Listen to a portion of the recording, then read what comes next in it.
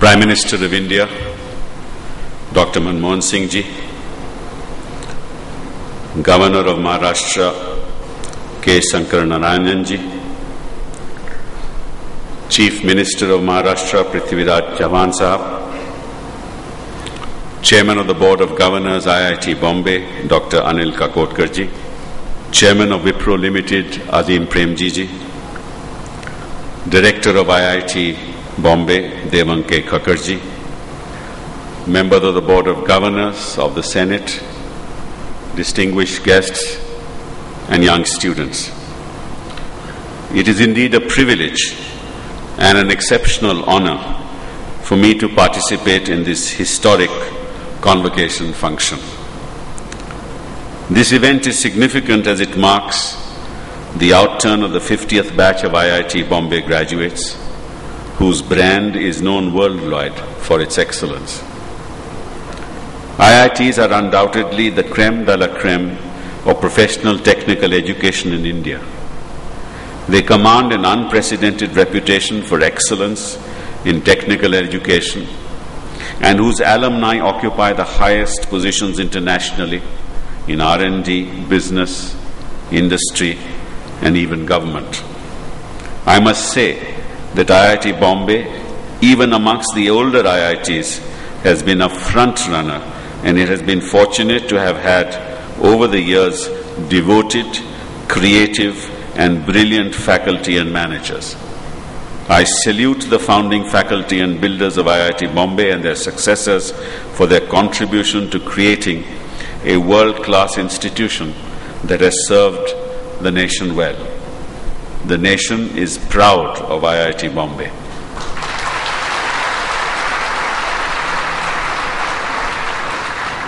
We congratulate the graduates on their accomplishments and thank them for the many contributions they have made to the campus, the community, and the larger world in their time here. But I am sure you will agree with me that the brand equity of IITs is due to the excellence of its undergraduate students, arising out of the selection of the best brains of India to one of the most rigorous examination systems in the world, where a mere 2% of India's elite higher secondary pass-outs compete to get into the IITs. This reminds me of the vision and abiding faith and trust that Pandit Jawaharlal Nehru had reposed while creating, I quote in his words, these temples of modern India, close quote. He had envisioned the IITs to be centers of creativity and intellectual enterprise committed to the needs of social and economic development of the nation. The question that we have to ask ourselves is, have the IITs realized this purpose? Let me respond to it from how others view the IITs.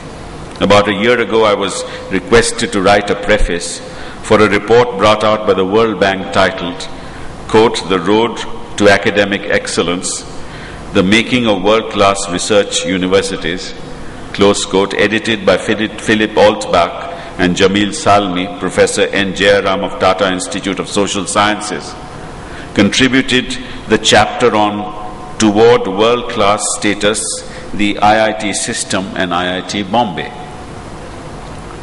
Professor Jayaram notes that the shortage of quality faculty members in IITs is daunting, and the age profile of the faculty is worrisome, as the number of faculty members below the age of 35 is a low fraction of the total faculty strength, and most senior professors were approaching superannuation.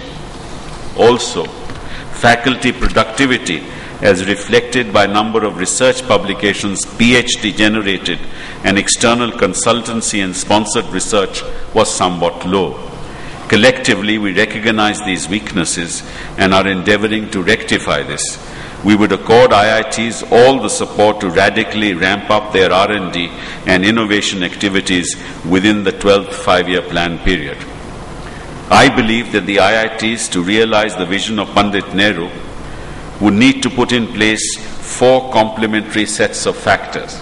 Number 1, high concentration of talent, high quality faculty members, floating scholars, students and vibrant academic and research linkages. 2. Generate and access nationally and internationally adequate resources so as to be in a position to conduct advanced and appropriate research. 3.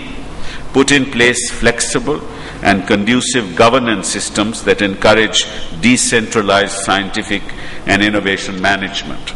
And 4. Acquire the delegate and delegate the flexibility to manage resources, including financial, without being encumbered by bureaucracy. On the academic and research front, the IITs enjoy unbridled autonomy. It is only with respect to financial matters that the IITs are circumscribed by government rules, which limits to some extent their autonomous nature. We are cognizant of this handicap and are seeking to remedy it by according to the Board of Governors full powers in regard to faculty, financial and other matters. And we are well on the way on doing this for you. Needless to say, this autonomy will go hand in hand with accountability. I believe that for India to succeed, it is necessary that you, the graduates, succeed as individuals too. You are also fortunate to have had an unparalleled opportunity of studying in one of the best institutions of the world. What role would you like to play in the process of making India a great nation? You need to find your own path that is most satisfying and rewarding for you, as well as that helps to build an inclusive India. Dear graduates, we are a country with large diversity in terms of religion, language, caste, culture, age and incomes. Yet we have a vibrant political system and democracy where transfer of power through the ballot is smooth. We have a government machinery which is considered by many as bureaucratic, unresponsive, a drag, and yet that is capable of doing miraculous things, such as conducting general elections in India, which is one of the biggest management exercises in the world.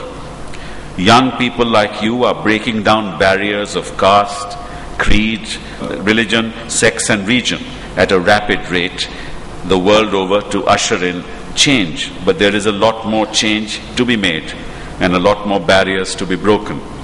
My expectation from you is thus of a very high order, not only as professionals but also as intelligent and wise voices in the community you will now serve.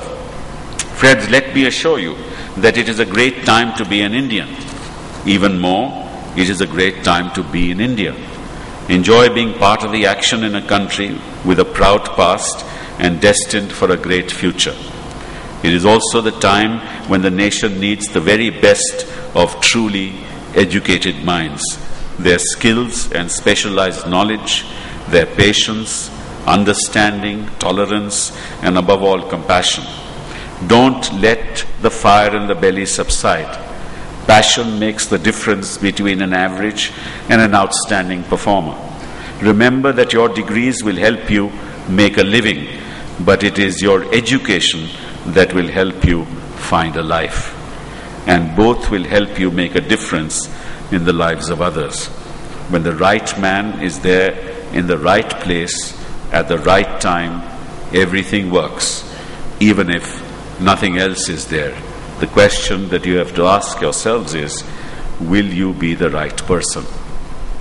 To conclude, my vision for the IITs in general and IIT Bombay in particular is that they be amongst the finest of teaching cum research institutions in the world in the time to come, say by the time of the Diamond Jubilee.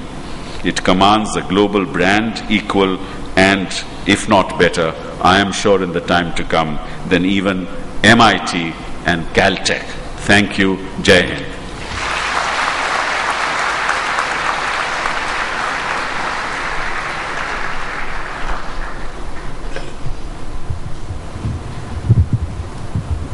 Thank you, Mr. Sibbal.